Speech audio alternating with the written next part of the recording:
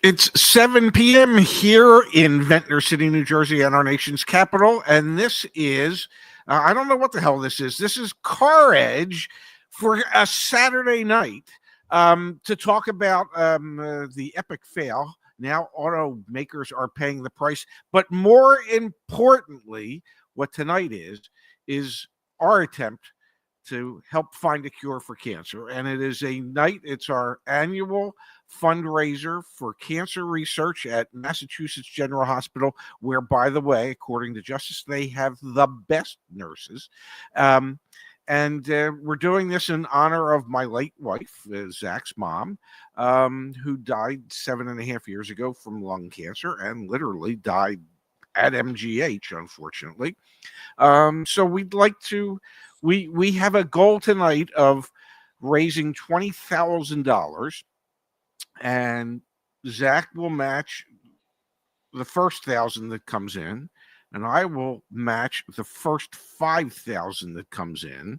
So, hell, if we hit 5,000, it means we hit 11,000, and we're only 9,000 short of the goal. So everybody knows somebody that has been impacted by cancer, and let's do what we can tonight to help raise some money to hopefully one day find a cure, so that everybody doesn't have to find out how much cancer sucks.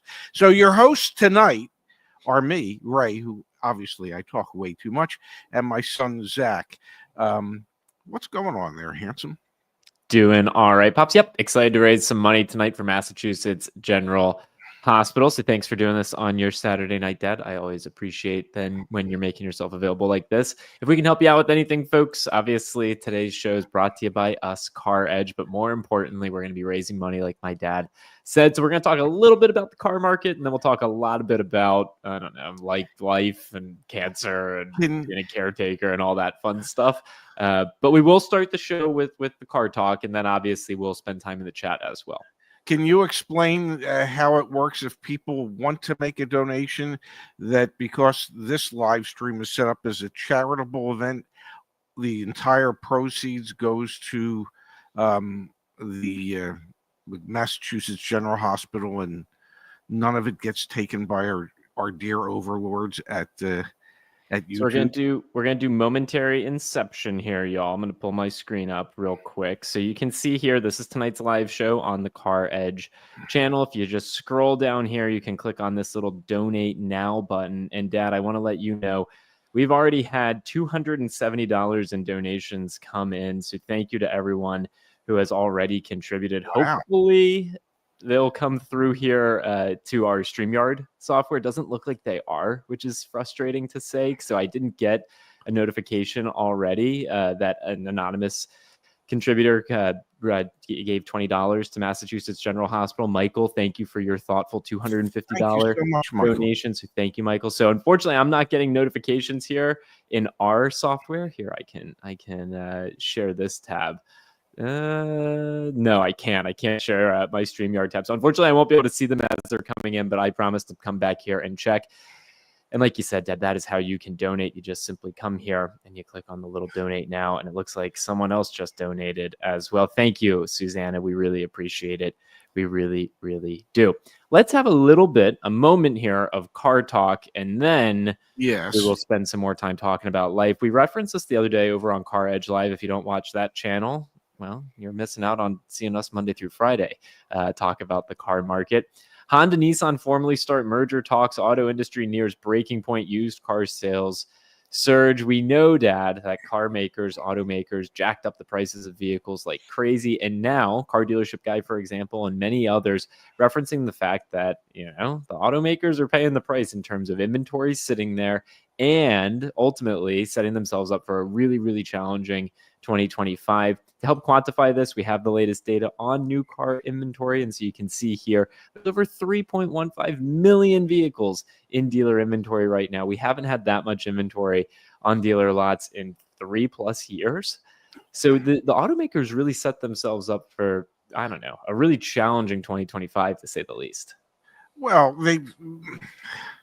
they set themselves up for a very challenging 2025 simply because they have continually overproduced, in my opinion, the high profit margin, higher priced vehicles, which are a slowing segment of sales. The percentage of sales for large SUVs, large pickup trucks, has actually gone down. We've seen a decline in sales in those areas, and we've seen an increase in sales year over year in entry-level vehicles, smaller SUVs, smaller CUVs, smaller sedans. So the manufacturers have painted themselves into a corner to a certain degree because they insisted upon building so many of the higher priced items that, well, they limited the people they could sell them to.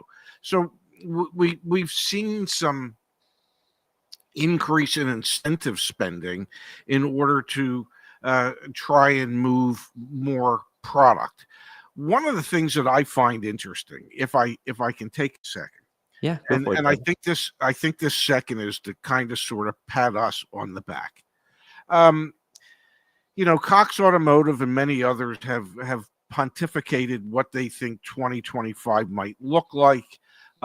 Many have talked about the same things that we've been talking about for 2.5 years. We've been talking about affordability, and that there's an affordability crisis, and that there is a limited number of buyers that exist who can maintain the automotive sales when an average transaction price is $48,000-$49,000. So a lot of the pundits have said, well, that they need to figure out a way to offer more affordable vehicles. Duh. We've been saying that for 2.5 years. And suddenly they're saying, oh, and we probably won't see any major decline in pre-owned prices for 2- and 3-year-old younger cars with lower miles because there is a shortage of lease returns. And so that means prices of those type of vehicles will probably remain high through 2025 into 2026.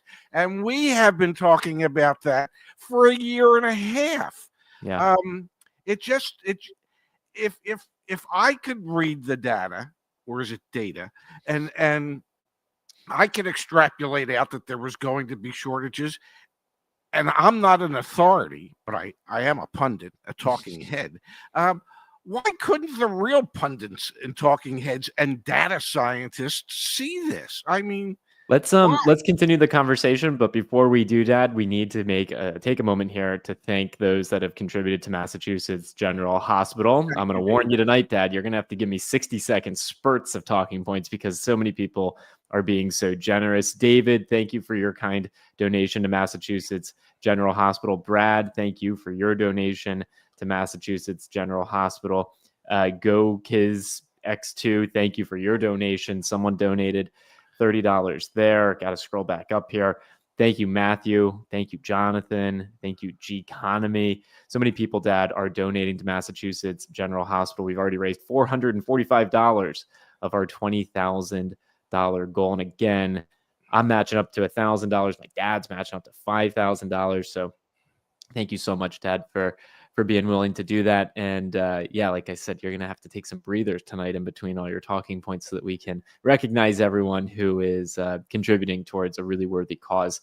Massachusetts General Hospital's, near and dear to our hearts. And hopefully you never have to go to Massachusetts General Hospital. But if you do, know that you're in good hands over there. All right. So your point was well heard with regards to the data's been out there for a long time. The data's been out there for a long time. Yeah. But these organizations, they move kind of slow, and they're they're 10,000, 50,000, 100,000 person organizations. And so you can't be too shocked that they're not, able to move on a dime, move real quickly. But it is setting them up for a really challenging 2025. And so right now, Dad, I got to give a shout out to our team. We're setting records in terms of the number of deals that we've been able to help customers with this month. So we're slammed beyond belief. But I think 2024 is just a precursor for 2025, because as inventory sits there, as these dealerships continue to feel the pain of having too much inventory, ultimately someone's got to foot that bill, and that's the automaker. The automaker eventually, even though they wholesale the inventory to the dealership, like they still have to subsidize or incentivize or somehow get these things sold. So I think they're setting themselves up for a really, really, really difficult 2025. Well, there's any number of reasons for it, but one of the major reasons is in a little over 3 weeks we're going to have a new administration in the White House, and nobody at this point really knows what's about to happen. What are we talking about when it comes to tariffs? Will there really be tariffs? What are we looking at as far as regulations as in concern with the EPA regulations and gas mileage regulations and things of that nature? What's going to happen to EV tax credits?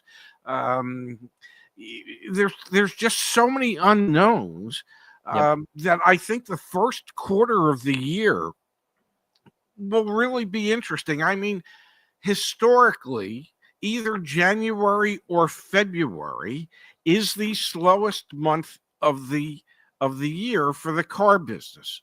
One of those 2 months is going to be the worst month of the year. Yep. It always happens that way. But will it be exacerbated in any way because there's so many unknowns going forward, or because of some of the changes that we expect to see being done with the EV tax credits? Will we see like an influx of sales over the first 20 days of January in order to make sure those people who wanted to take advantage of getting the federal tax credits that they'll be able? It's just you're gonna see a lot of desperation. I was talking to a dealer dad just yesterday, because today's Saturday. I was talking to a dealer yesterday, and I was asking him, I was like, "Are you buying more dealerships right now? Are you buying more dealerships next year?" And he said, "No." He said, "We're gonna wait and see how things play out. We're taking a very cautious approach to 2025. We want to try and make sure that our current dealerships stay profitable, because some of them are not. So we want to make sure that they stay profitable or get profitable and stay profitable. And then we're not buying new dealerships because it's very unclear whether they're going to be sustainable into the future." So there's I think a lot of desperation that's going to be felt in the first couple of months of 2025, because to your point, it is one of the slowest times of the year. It's just generally very slow. Car business, lots of businesses. And so I think we're going to see a lot of desperation. It'll be interesting to see how the automakers react to that. What I think you're going to see happen, Dad, is you're going to see December incentives start to roll their way into January, and then February, and then March. That chart that you and I like to look at that shows the percentage of incentives as a percentage of average transaction price, which is back up to 8%. During the pandemic, it was 2%. I think we're going to see that thing go from 8% to 10% to 12%. That's just what's going to happen in my crystal ball. I do know that many manufacturers have already announced price cuts on their EVs, and those price cuts are due to the fact that they expect the federal tax credits to be gone. So we know many EVs are going to go down in price. We also know that is negatively going to impact the current value of pre-owned EVs. But I don't think the story is just EVs, Dad. I think EV is a very small portion of a broader story, which is $70,000 trucks that make up a lot of inventory right now aren't selling. You're going to see 10, 15, 20% off of those. So I think EVs only make up a very small portion of the market. Yeah, I know EVs make up only a very small portion of the market. I'm aware of that. My point was that those who are interested in EVs should be able to get very good deals, both new or used, probably going into 2025. We've heard rumors from some very good sources that Stellantis is going to have price cuts on their MSRPs, and Stellantis is Chrysler, Dodge, Jeep, and Ram, and they're expecting to have price decreases of 30 to 35% of the MSRPs across the board. So we know that is going to, significantly lower the prices of those $70,000, $80,000, $90,000 trucks that they're trying to sell if they lower the prices by 30 to 35%. I'm not real good at math, but 30% of 70 grand is, 10% would be, is what, $21,000. I think that's the bigger story than the EV talk, Dad. Not to harp on it, but I think EVs actually are not that big of a deal in 2025 and become even less of a big deal in 2026. And the reason I say that is because there's just not a lot of demand relative to how big the market is. EVs make up what, 5 to 7% of They make vehicles up about transacted? 8% today. All right, 8%. So we're talking about 8% of the market. That's not dictating what's going on. What's dictating what's going on are the 125,000 Ram pickup trucks, new Ram pickup trucks that are sitting there not selling, the 150,000 new Ford F-150s that aren't selling.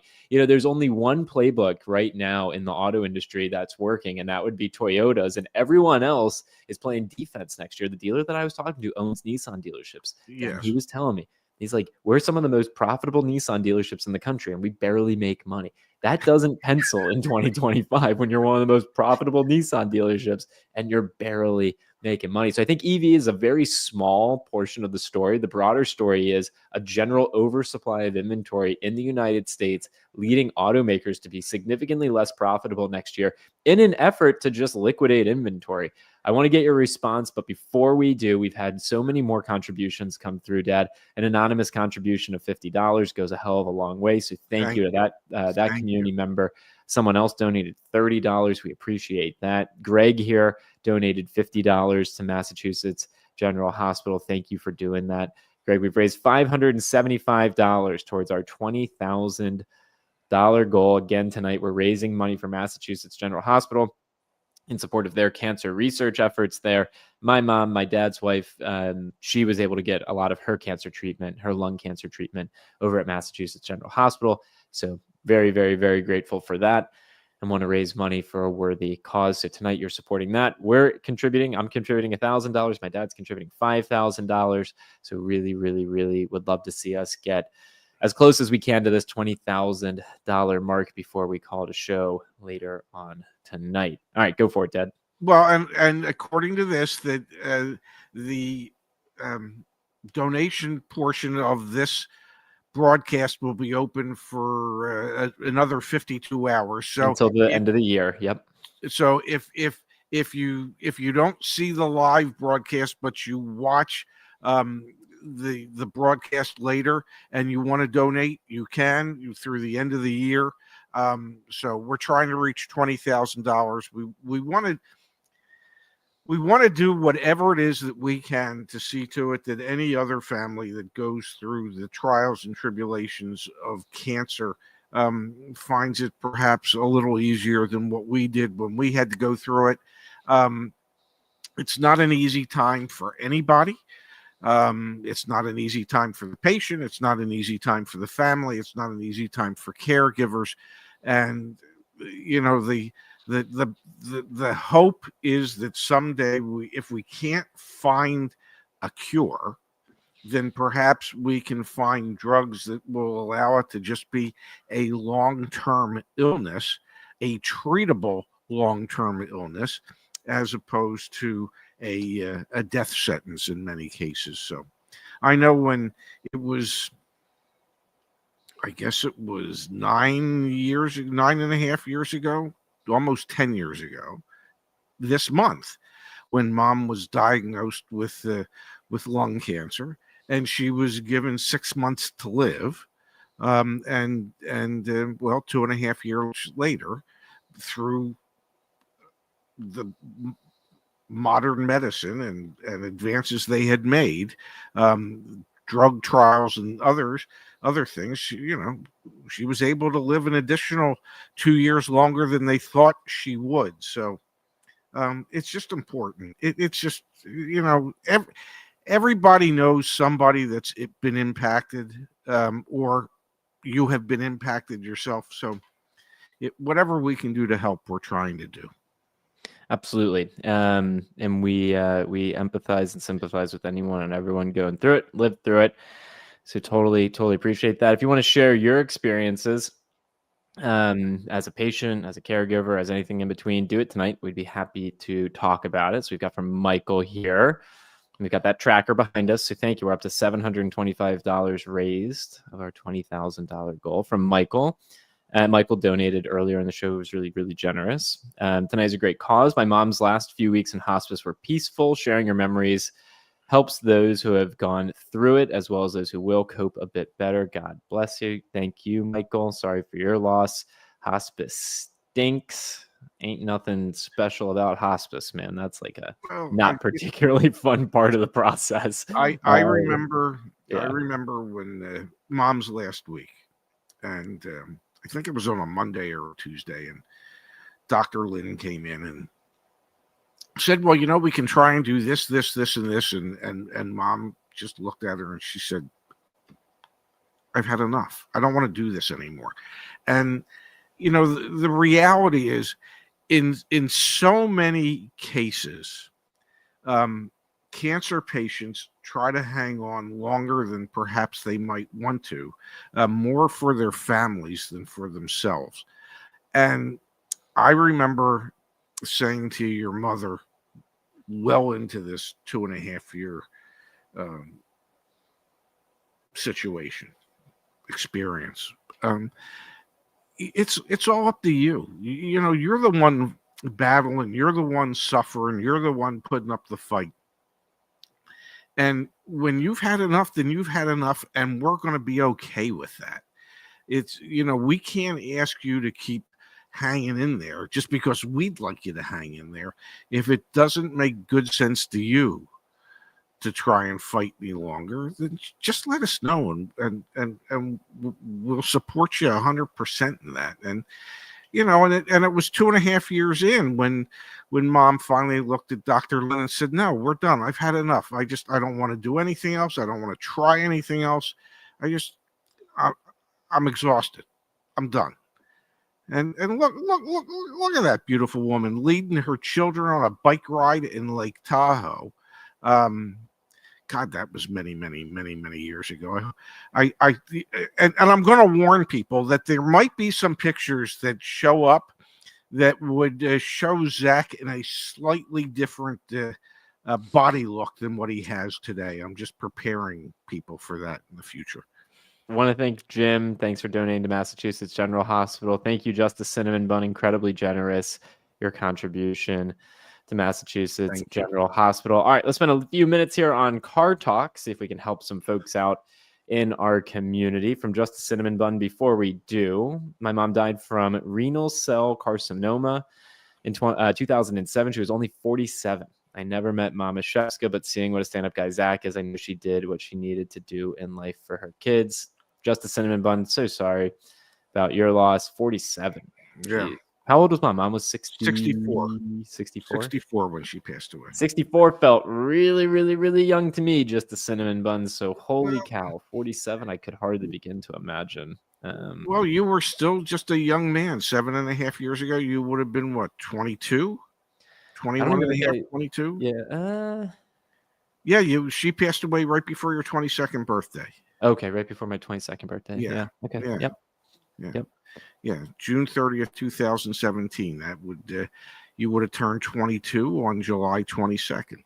Absolutely. All right, we're gonna do some car talk here. Okay. Again, we're trying to raise money tonight, so please donate if you can. From Slaughter, best way to get rid of $6,000 in negative equity without getting into a lease. I'm trying to buy a Tesla. How do you get rid of negative equity, Dad? Come on, what's the magic word? And be kind. Help Slaughter 2.0. I'm trying to be kind, but the easiest way, in my mind, the best way to get rid of $6,000 worth of negative equity is to put it into a lease, into a 3-year lease, and then at the end of 3 years, you're break even, or pay off your car loan, or just pay drive off it into the ground. Car loan. Yes. Yeah. But he's asking how to get rid of the $6,000 in negative equity. You don't. Yeah, okay. 6,000 is 6,000. Either you come up with $6,000 cash to make your car whole, or consider a lease. Now, I understand, if I'm not mistaken, I believe Tesla today actually has lease agreements where you can buy your Tesla at the end of the lease if you so choose.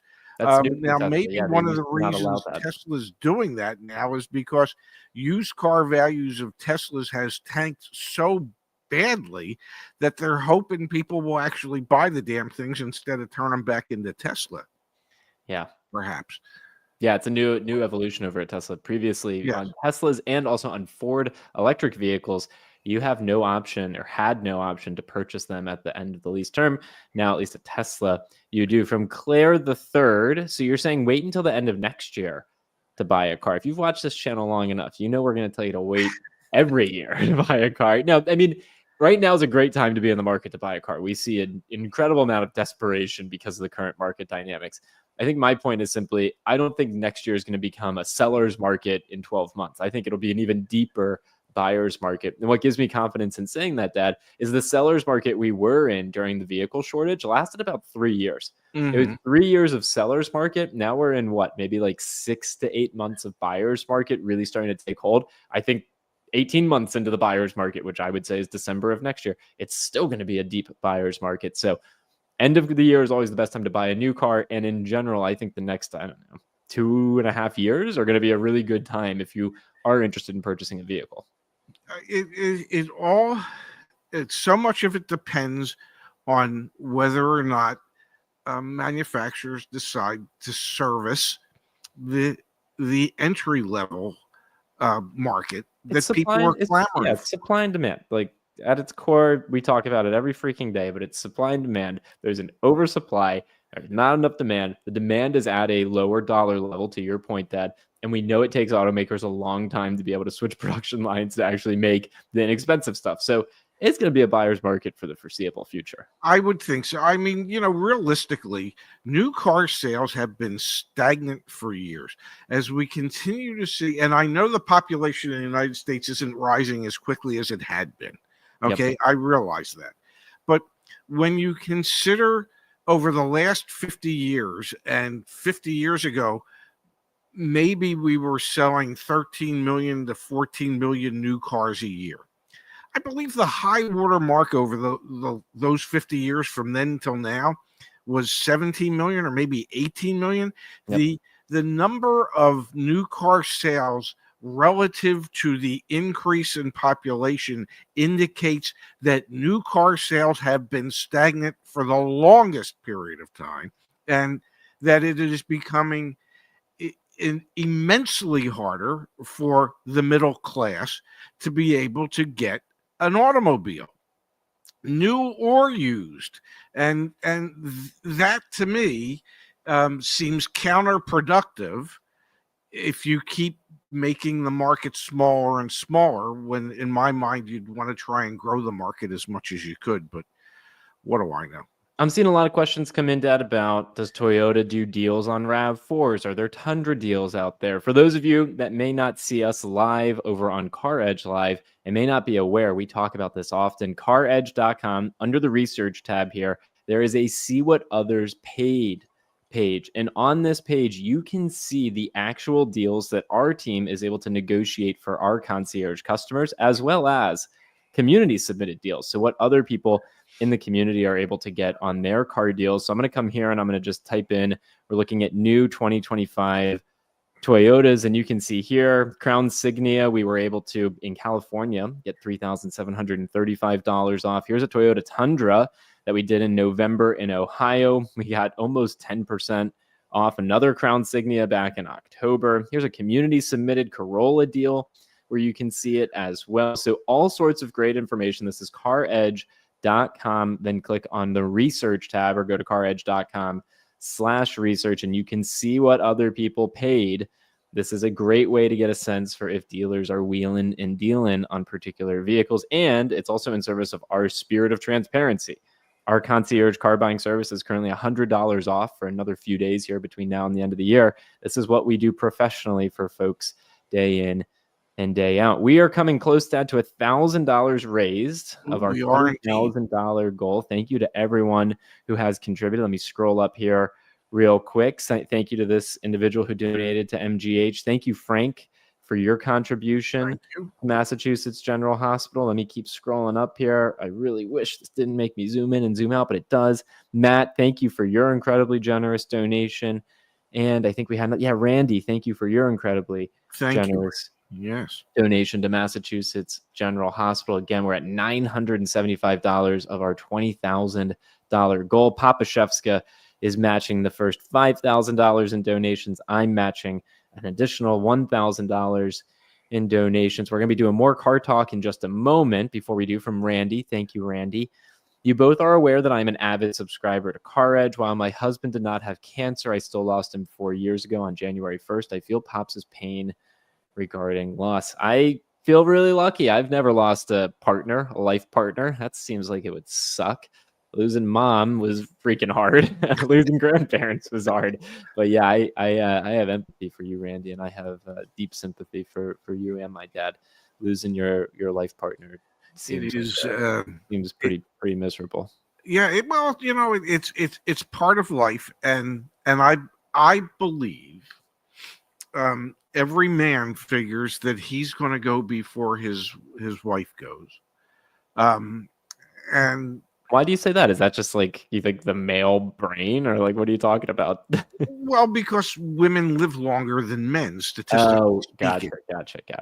So every man believes that he's gonna go before his wife, and so men really aren't prepared mentally, A, to be really good caregivers, and B, to handle the loss of their wife. It is, because they're figuring, well, hell, I'm going to go first. It's going to be her problem. and it is, I mean, you were at the University of Pittsburgh when mom got sick, and I think you had completed your third semester, and I took you to the airport to send you back to Pittsburgh after mom had been diagnosed so you could start your fourth semester. And I believe the words I spoke to you were, once you're back there, if you don't feel as if you can concentrate or that you can be there, just let us know, drop out, you'll come home. And I think it took less than 2 weeks. And you dropped out and you came home, and you became part of a world-class caregiving environment between me and you and your sister. We did a hell of a job, trying to get mom to all her appointments and all this and all that, and and you were so devoted to your mother. It was absolutely unbelievable how you changed the direction of your life entirely on a dime. We all did, man. We all take did. care of your mother. Yep, Yeah. we all did. It's just what Judd did. All right, we're gonna spend more time talking about my mom, but before we do, we've cracked $1,000 donated to Massachusetts General Hospital. Let's scroll up here and let's give some thanks to Ron. Thank you, Ron, for the kind contribution. Really, really, really appreciate that. And let's see, Fly Chomper Fly and Riaz Ali as well. Thank you guys and gals so much for helping us reach this milestone here. $1,035 raised so far on our journey to $20,000 raised over the next couple of days between now and the end of 2024. We're going to keep mixing and mashing in the car buying information. So let's come here, Dad, from Edwin. I'm about to look for a car before the end of the year, according to your advice. Do you think it's better to wait until 2025? What do you think, Dad? I guess we've really stirred up some interest for folks. If you want to buy a car, you always say this too. You always say it's best to buy a car when you don't need to buy one, when you want to buy one. When you need, you're really in like a moment of desperation. So let's say I just want to buy a car right now. Are you saying do it now or wait another year? This is a want, not a need. If it's a want, I would assume that we'll see average transaction prices coming down throughout 2025, but that's just an assumption. Okay, I'm assuming that's what we'll see. So maybe a year from now, obviously, it could be even a better time to buy a car. If you want something and there's something out there and you can get what is an acceptable deal to you between now and January 2nd, when all the programs run out, then pull the trigger and buy your car. It is so hard to advise people when they go, well, should I do it now or should I do it later? I don't know how to answer that question. Either if the deal is acceptable and it's affordable and it makes good financial sense, that's the key, good financial sense to you at the moment, then just go ahead and do it. Well, Dad, a lot of people look to us to try and time the market. So it is our responsibility to try and provide as much evidence and data as possible. And I think what I heard you say in that is kind of like evidence-based, is right now is a good time to be in the market to buy a car. And your best guess is that next year will also continue to be a good time to buy a car and potentially even better. There's a huge opportunity cost in taking 12 months to not make this decision that we cannot help you factor into. Like, that's a decision you have to make. And if you look to us for insights into what's going to happen in terms of car pricing, it's good right now. Your negotiation leverage is good right now, and it's going to be even better potentially in a year. That's what I'm hearing you say. Yes, that's what I think we'll see is that I think we will continue to see downward pressure on average transaction prices and on average MSRPs. Now, if you said to me, well, do you think we'll approach the levels we were at, say, in 2019 and 2020? I do not. There's always adjustments. Yes, things went up quite dramatically during the pandemic. Yep. And we have seen some abatement of that pricing.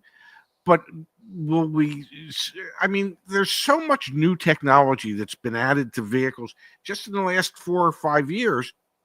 That technology costs money, and that technology is one of the reasons why the prices are higher. And that technology and the additional technologies that will be installed between now and 2 years from now are going to continue to keep prices relatively high, so that they won't ever, in my opinion, revert back to the type of pricing we saw in 2019 and 2020.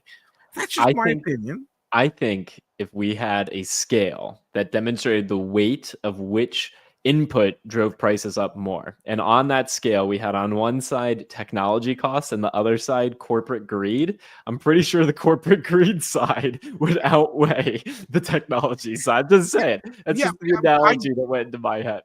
I get that, but I would also bet that all the corporate greed wasn't enough to get them to the point where they're going, oh my God, we're not in trouble now, because most of them are in trouble now. Yeah, most of these automakers are in trouble right now. Yeah, so think about where they would be today if there hadn't been a pandemic.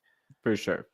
Yeah, let's pass along our condolences to Ron. Ron, thanks for sharing with us. If you tonight, anyone here has experienced losing a loved one, your experiences with cancer, being a caregiver or patient, share your story in the chat with us. We'd love to learn more about you and our community. We're obviously talking about our exposure and experiences with cancer tonight and loss. Ron says, lost my wife of 20 years, 13 months ago. Cancer sucks, gone at 63. Ron, so sorry for what you endured and what your wife endured. And thank you for showing up here tonight and sharing that with us. We really appreciate it. Deb, thank you, Deb. Hi, Shefskas. I watch your entertaining videos and in the market to buy a car. I'm one of those desperate people, LOL. You're desperate, but you're educated, Deb. All right. Thank you for all that you do to help the car buying community. It's awesome. What a privilege that we've been able to do this for the past 5 years. Got the notification today, Dad, when I logged into YouTube. Congrats on 5 years. We've been doing this thing for 5 years. So thank you, Deb, for being a part of it. Riaz says, just got back from the Toyota dealer and didn't make a deal. All right. Well, we got 3 more days between now and the end of the year. I'm pretty sure the deals will be there, don't you think? Well, it is a Toyota dealer. Well, if you're on a Tundra or something like that, then there's a hope. From Pamela, I just joined, and if possible, please share car leasing tips. We have so many good guides on car leasing back on the CarEdge website. If you Google search how to negotiate a car lease space CarEdge, or what does it even mean to lease a car space CarEdge in the Google machine, these guides will come up. But Dad, let's try and help Pamela for a moment here. Leasing tips. You've got, I think, a few kind of like golden rules when it comes to leasing. Do you want to share them briefly with Pamela? Well, my golden rule is don't put any money down. Okay, when you put money down on a lease, like if they say to you, you see all these advertised national leases, and it might say $39.99 down. Well, that's $39.99 down plus any other fees on top of that. When you put money down on a lease, all you're doing is underwriting the cost of the vehicle to the lease company. So you're buying a cheaper payment. You are better off putting less money down, or in my case, when I lease, zero money down. And if you want to put your first payment down, put your first payment down, but don't put hundreds or thousands of dollars down on a lease. Now, when you're negotiating a lease, you're negotiating a discount off the MSRP of the vehicle. You're negotiating what the selling price of that vehicle is going to be to the lease company. Okay, so that's what if the car is $40,000, you want to negotiate as much off of that $40,000 as you can. Depending on make, model, brand, it might be 10% off. Maybe you can get $4,000 off, and you can buy it, or they can sell it to the lease company for $36,000. So you want to negotiate a discount off of the MSRP, put no money down. Whatever money they might have had you put down, or whatever money you might feel compelled to put down to get a cheaper payment, take that money and put it in a savings account. Here we go from Pamela Dead. I have leased cars for years and never put money down. My recent trip to the dealer for a new lease was outrageous, and the bottom line cost shocked. So you mentioned one thing, Dad. You're negotiating a discount from MSRP on a lease. You are also negotiating the money factor. Yes. You cannot negotiate the residual value. That's preset. However, some lease terms and some lease incentives have subsidized or incentivized residual values or marked up residual values. So do you mind spending a second on money factors here to maybe help Pamela understand what drove up the price of that monthly lease payment? The money factor is the interest charge on a lease. And dealers can mark that up as well. But yeah, you want to find out what the buy rate is on the money factor. The other thing I was going to say, one of the other things you can do to help bring the cost down is multiple security deposits. Because if you give them multiple security deposits, they typically lower the money factor for each security deposit. So that'll help bring the monthly cost down. That's pretty much it. Again, if you Google search car lease guide, how to negotiate a car lease, and then just put space CarEdge in that search, our resources back on the website will show up. And these are extensive resources, folks. Here's all pieces of information we're going to provide you, and it's all there back on caredge.com. And take a peek. Just so people understand, for every $1,000 you put down on a lease, that typically impacts the payment about $30 a month. Yep. So, Yep. just 100%. So you know.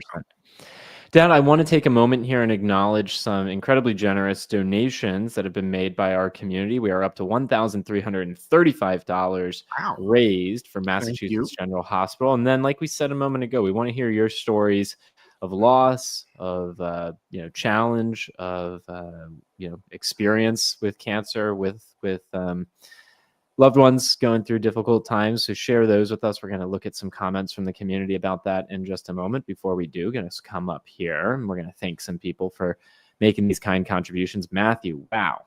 Thank you, Matthew. Matthew's with us over on the CarEdge Live channel all the time. We love spending time with him. Matthew, thank you for that incredibly generous donation. We really appreciate it. Thank you to the individual who donated to MGH there as well, this person as well. So thank you so much. And Ron earlier, really, really, really appreciate that.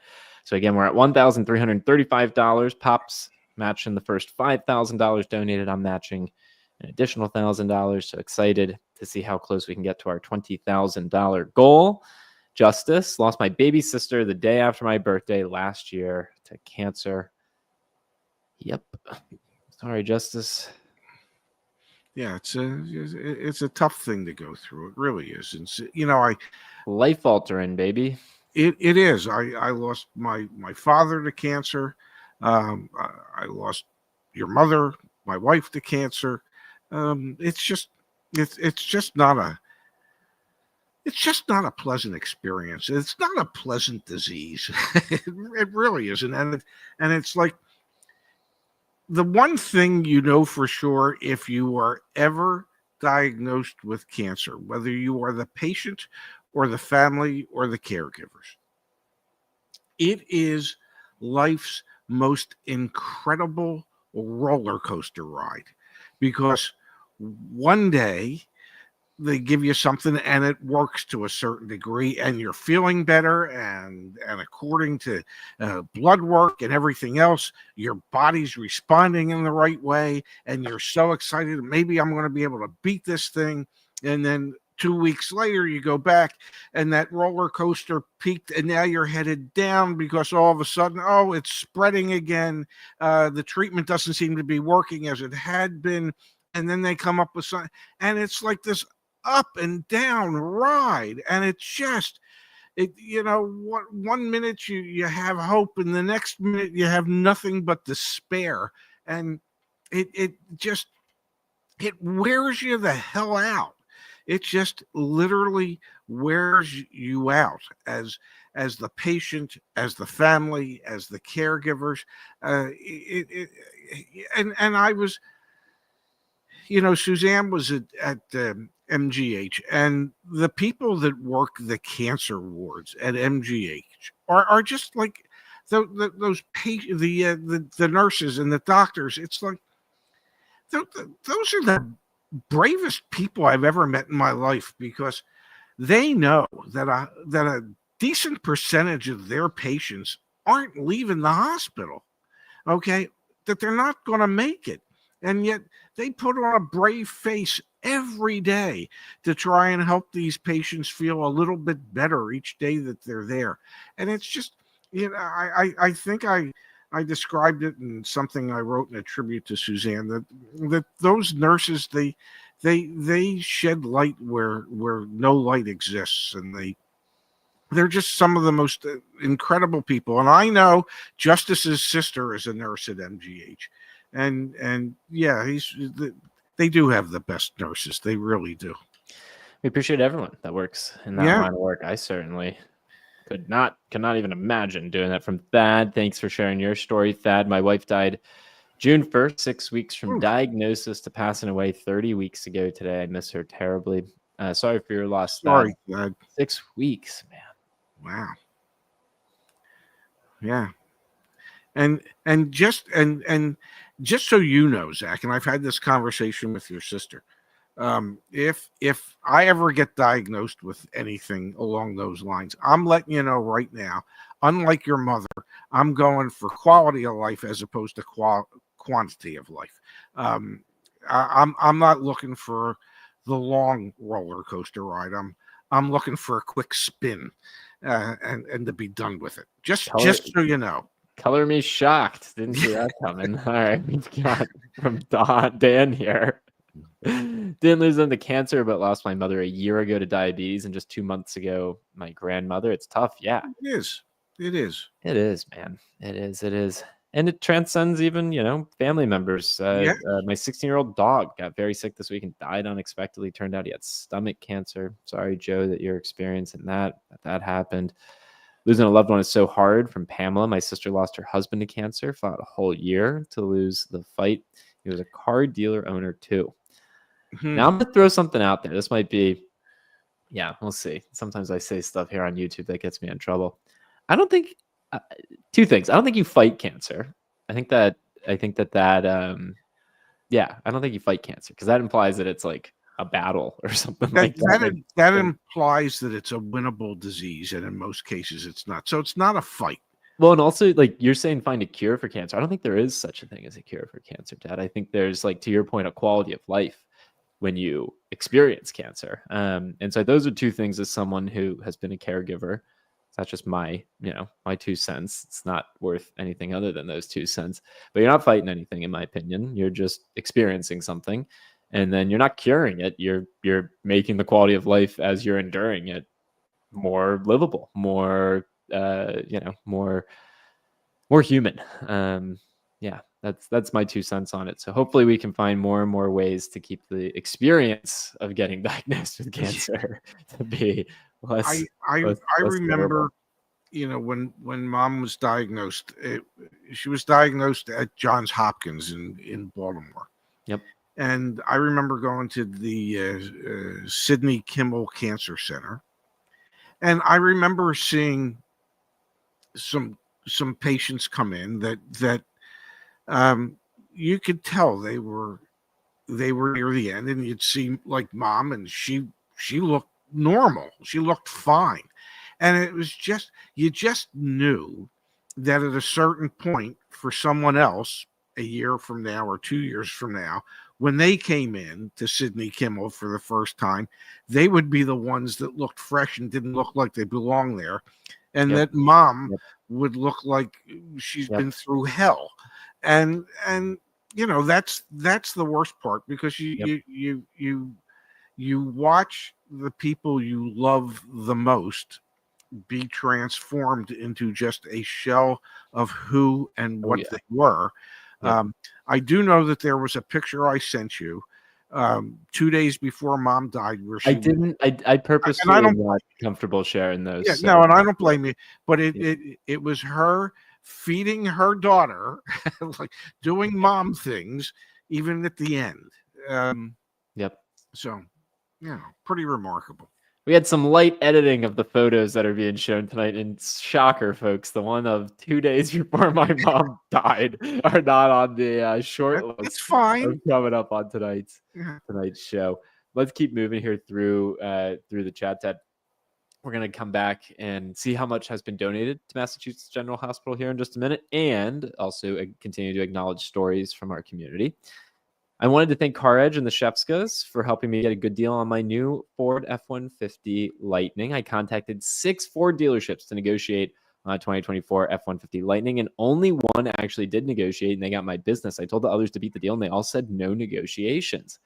Fascinating, man. Isn't that just fascinating? It is fascinating, because those other 5 dealerships are still sitting on that Lightning, and they could have had one less. Okay, because they don't want to negotiate on something nobody wants. I just, that to me makes absolutely no sense whatsoever. But apparently the dealer owner is very content with watching his inventory sit and rot. Evidently, man. Evidently. Chad, I lost my brother in 1993 to cancer. Thoughts to you and your family this holiday season. Yeah, to everyone in our community who has experienced and endured this. I want to thank everyone. We're at a new milestone here. $1,555 have been raised. Again, we've got 52 hours. So if you're watching the replay of this, which I'm sure many of you will, which we appreciate, you still have time to contribute between now and the end of the year. Let's scroll up here, Dad. And let's just thank some of the folks. Dog's Body M, thank you for your kind contribution. Thad, very generous. Thad, thank you so much for contributing to Massachusetts General, to this community member who donated to MGH as well. Neil, thank you for your contribution to Massachusetts General Hospital. Chad, wow, thank you, sir. Incredibly kind. Let's keep going here. Mark, thank you, Mark, for contributing to Massachusetts General Hospital. And then Matthew earlier with a really, really, really incredible contribution. They're all incredible, man. Doesn't matter how big, how small. Raising money for a good cause, that's what matters most. So thank you to everyone who is participating and is contributing. We've got here from RM. My 14-year-old twins lost their mom 4.5 years ago when they were just 9. Raising my amazing twins at 60 years old is the hardest thing I've ever done. I'm exhausted, but excited to see what they will become. Wow. God bless you. It's got to be hard for the 3 of you, and to keep your wits about you, and hopefully the twins keep their wits about them. And it's the fun and hard part of life, but it's what you have to do for your children. You just keep doing it, and hopefully there'll be many blessings along the way as they turn out to be good citizens of the world. Yeah. Yeah, that's freaking tragic. Sorry, RM, for what you're enduring. That's a tough pill to swallow, man. Yeah. Um, this is our family. Yeah. Here we are. Yeah. Shenandoah National Park. That was a good old time. Indeed. Lots of good memories from before Mom passed away, and hopefully for everyone that's lost folks here, fun thing to do around the holidays. Go back through the photos, spend some time in them. Yeah, I must have sent you like, I don't know, over 100, I'm sure. You did send me quite a few, man. Yeah. Well, you need them as well. Absolutely. We've got here from Susanna, lost my sister, 12 years younger than me, to heart failure on June 4th, 2022. My mother and I haven't been the same since. The death of someone you love sucks. Yeah. It does. It does. It's also like strangely one of the most, I don't know, like beneficial things. Like it helped me grow up a lot. I mean, I was also 21, I guess, when it happened. So like it helped me grow up a lot. You lost your parents pretty young too, in your 20s. I lost my mother right Yeah. before my 21st birthday. Yeah. A couple of weeks before my 21st birthday. And my father when I was 27. Yeah. So it helps you grow up, man. Like it forces you to grow up. I don't know that it helps you grow up. No, it helps. It helps because you don't have a choice. You're either going to get through it or you're not, and you get through it. So it's a weird way to think about it. But I'm now 7.5, I guess, years we're removed from it. So I have that perspective on it. But yeah, definitely took a long time to get to that perspective. We've got from Andy. Lost my cousin to cancer last year. He left behind his heartbroken wife who will never get over his untimely death. Yep. So I think every single person here, especially those who have shared their story. I mean, everyone either has experienced this or knows someone has experienced this, or you're only a degree or two of separation away from someone who knows someone who has experienced it. So we're all in this together. We're human beings here. The one thing that the clarity for me was that I was reminded that every one of us has an expiration date. The problem is that none of us know exactly when that date is. And so that makes it hard for each individual, and it makes it hard for that individual's family. I mean, we know it's going to happen. I mean, it's not like anybody's lived forever, but I will tell you, if any one person will, it'll be your Uncle Kenny. But look at you! Look going to a wedding. I think you were going to a cousin's wedding in Philadelphia, if I'm not mistaken. Yep. Yeah. Look at the three of you. Yeah. Man, you had quite the head of hair. Dara looks so much like you. And you look so much like your mother. Yeah, it's really incredible. Incredible how that worked out. Dara got the Ray genes and Zach got the Suzanne genes. Yeah. Yeah, it's pretty incredible. It is. The cinnamon bun had great eyes. I wonder where all those Acura sweaters are today, Ray. Yeah, you did. It's funny looking back on these photos. You used to wear a lot of car dealership gear, man. If anyone thinks my dad didn't spend 40 years selling cars, all his wardrobe from back then certainly gives him away. Absolutely. I was with Acura for 12 years. So yeah, I had as we like to say, I had a poop ton of Acura gear between hats and sweatshirts and shirts. And I proudly wore the gear of whatever brands I represented. It was just that simple. Yes, it absolutely was. We've got here. Oh, that's, here's the scary part. Can I tell a story about this? You can. I do want to make one call out, though, which is I would like to go tonight until we're at 10% of our goal. And then hopefully we can see more and more trickle in over the next couple of days. So we're going to stay on until we're 10% to our goal. So we're at $1,650 raised so far. So help us get to $2,000 here in the next little bit. But we've got story time from Pops First. Well, that picture is from my birthday dinner at Don and Charlie's restaurant in Scottsdale, Arizona. Don and Charlie's doesn't exist anymore, but that was a great steakhouse. This was not Don and Charlie's, Pops. This was the Italian restaurant. No. That's Really? Don This wasn't the Charles. Italian restaurant? Arrivederci? This wasn't Arrivederci? No, this is when, because I got a speeding ticket uh, on the way to the restaurant. Okay, one of those speeding cameras. Did you actually? Yes. And the young man in the middle is Mayan. And Hey, and Kimberly, Mayan, good to see you. hey, Kimberly, and Mayan was he spent a summer with us 1 year. Nice young man, lives in Israel. But yeah, I got a speeding ticket on the way to the restaurant, and this was uh, 12 years ago, more. Way more than No, that. Way more than that. you're 29. So 16 years ago, because this was before your bar mitzvah. Okay. So this was when you were turning 13. That shirt that I have on in that picture, I still have. Okay. It's like I need to update my wardrobe. I mean, I know the stuff I wear looks good for a long period of time, but 16 years, that's crazy already. I need to throw that damn thing out. I'm just saying.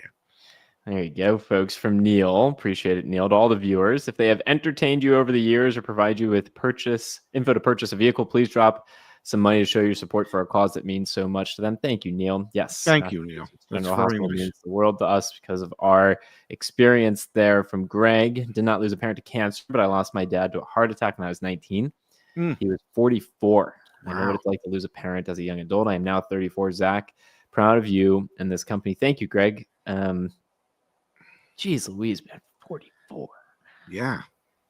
I'm almost freaking 44. Like, that scares the crap out of me, man. That's so scary. Greg, incredible job living after that, coping with that. Holy cow.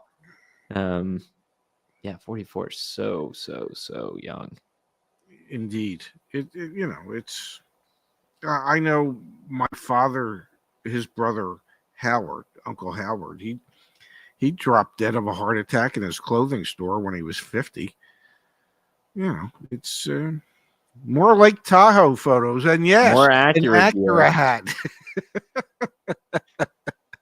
There you go, from Greg. We just had a baby, and it's the most amazing feeling. Proud dad now. Congratulations, Greg. Congratulations. That's incredible. It is the most amazing feeling when I was thinking,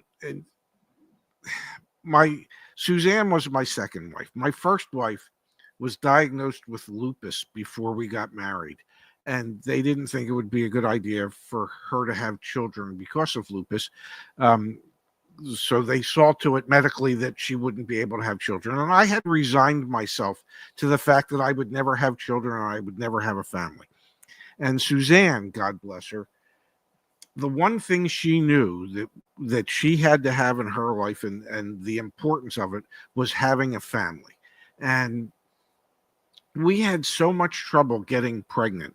We went through in vitro fertilization, I think 5 or 6 times. We sought out different doctors around the country who we thought might be able to help. We went through so much. Your mother went through so much. And then twice, she just naturally got pregnant.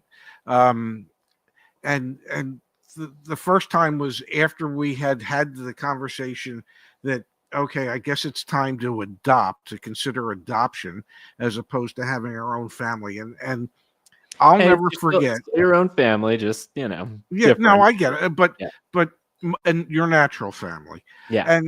And I will never forget the moment that your sister was born. And I was standing in the room, and I just said to the nurse, I said, this is just incredible. And the nurse handed me your sister and said, if you want to know incredible, hold her.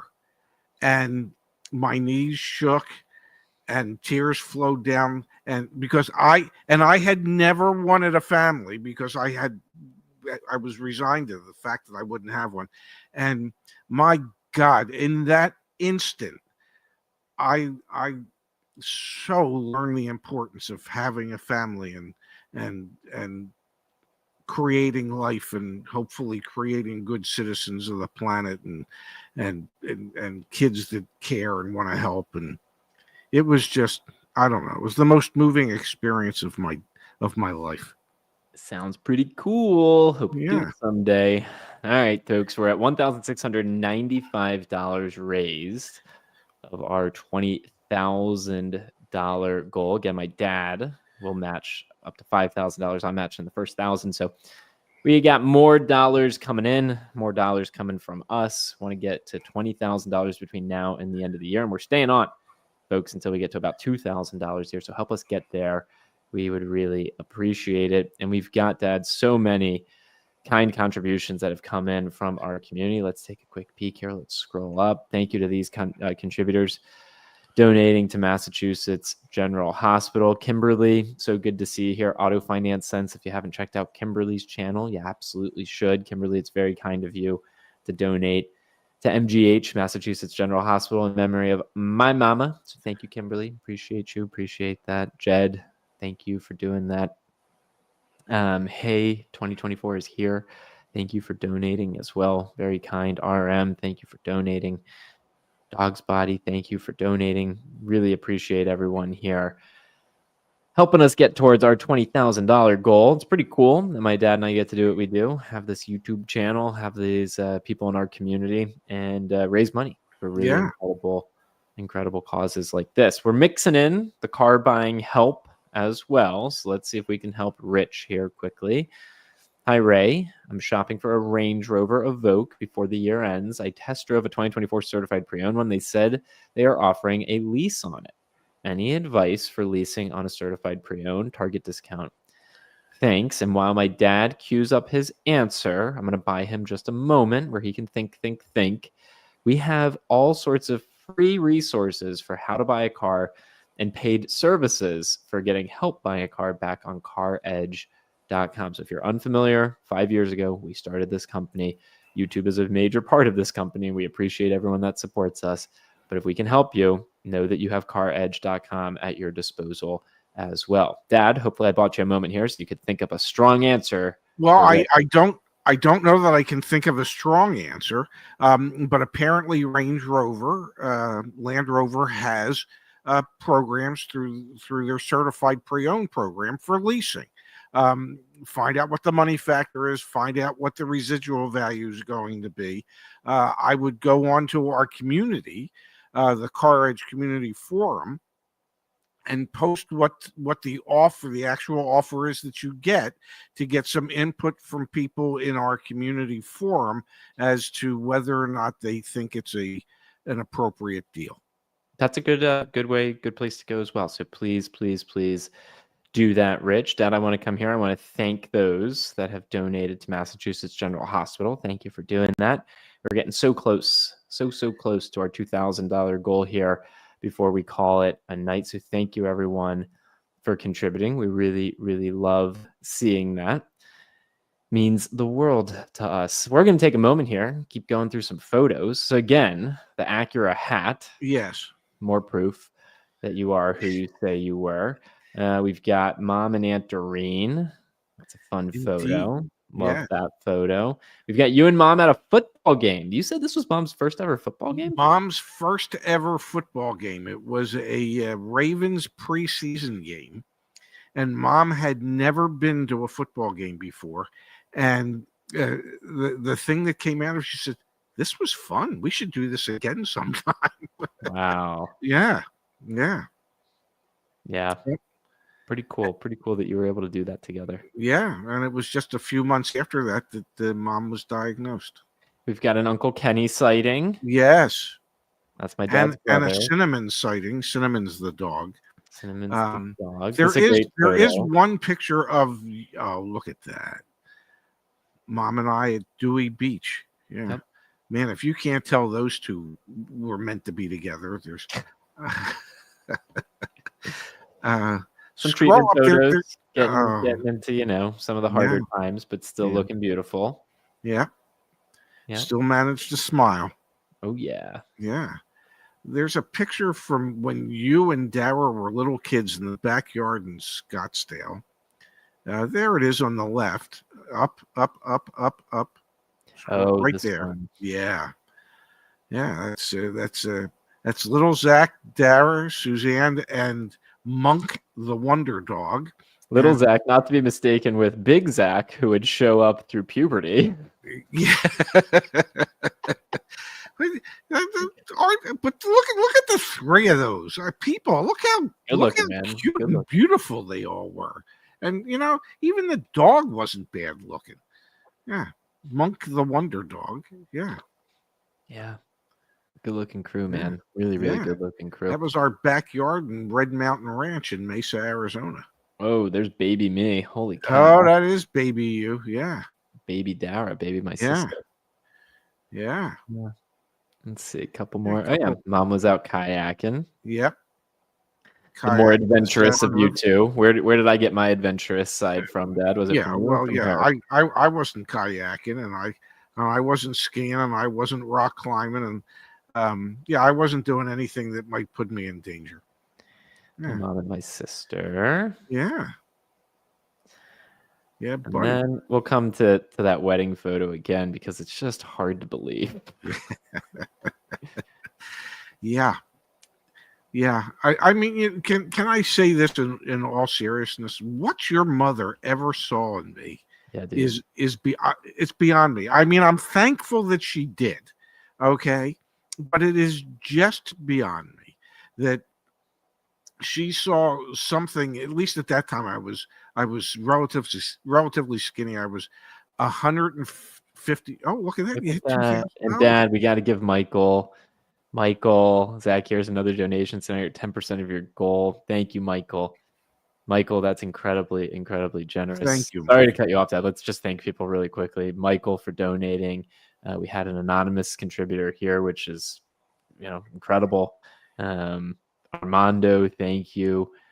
Grover and Sarah McKinsey Family Foundation, thank you. Wow. Joe, thank you. So wow. Incredible that we're at 10%. I'm so sorry for cutting you off, Dad. I felt like it was That's important to okay. acknowledge that. But back to you being self-deprecating about mom being way too good looking for you. I'm all ears. Well, in football, they would say that if I punted, I outkicked my coverage. Okay, it is. I mean, you look at her, and she's absolutely stunningly beautiful. She was, when I met your mother, and you know where I met your mother. Your mother was a blackjack dealer at the Playboy Club in Atlantic City, and when I met your mother, she was a bunny dealer, and it's like, yeah, I'm going to say hi. I mean, I had called her up, and she wanted me to come to the casino and meet her before she actually agreed to go on a date with me, because I had to interview, and apparently I interview okay, and I thought to myself, what is she ever going to see in me that she would actually consider going on a date? I don't know what she saw in me. I'm glad she saw something in me.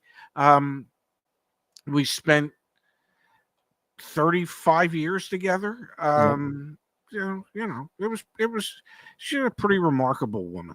That's Absolutely.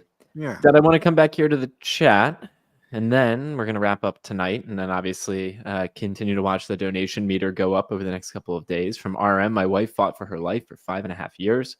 After one of her lungs was removed, radiation, chemotherapy, immunotherapy, and biologics. She was the strongest person I have ever known. I miss her so much. RM, thanks for sharing that with us here. Thank you for sharing that. It's very brave to share that, and it's very hard what you went through. Very, very hard what you went through. I'll share something super briefly, and then I am Denzo for the night. I have a personal website. You can learn about the backstory of CarEdge if you're interested in it. It's just my last name, Shefska.com. If you go to Shefska.com/mom, this is what I read at mom's funeral, actually. So if you're curious to learn more about us and our family, you can. You don't even have to look that hard or that far. We're very public here at CarEdge, and I personally have decided to be very public in my personality online and in life. So far, 29 years in, it's only brought me good things. I mean, occasional cyberbullying, but whatever. That's like, it comes with the territory. Good thing I got actually bullied as a kid, because that prepared me for cyberbullying. Yes. Cyberbullying is nothing compared to the actual bullying that you yeah, that you went through in middle school. So Yeah, so yeah. thanks middle school bullies for helping me be prepared for internet bullies. But anyway, TLDR, we're very proud of what we built, our company, incredibly grateful for the people that work there and support us, support our mission. Incredibly grateful for the community that supports us day in and day out. Our company would not exist if it weren't for this platform and for people supporting us here on YouTube. And tonight we wouldn't have been able to raise, up to this point, $2,050 for cancer research at Massachusetts General Hospital. So thank you, everyone. We really, really, really appreciate you supporting us, supporting this cause, and try and enjoy the end of 2024. And let's have a good start to 2025. We'll make our contributions on the live stream as well, or like on the replay of this. So Dad, I'll show you how to do that shortly hereafter. I need you to teach me how to do that so I can do it. Yeah, I will show you how to do that. And folks, thank you for tuning in. Thanks for spending time with us. Dad, thanks for doing this on your Saturday night. I appreciate it. Thank you, honey. And thank you, everybody out there who has shared a story, shared some funds. Hopefully we don't have to do these type of broadcasts in the future. Hopefully we either figure out a way to treat it as a long-term illness or come up with a cure, whatever it is. But just be nice to everybody out there. Thank you, everyone. Happy holidays, everyone. Love you, Dad. Love you too, handsome.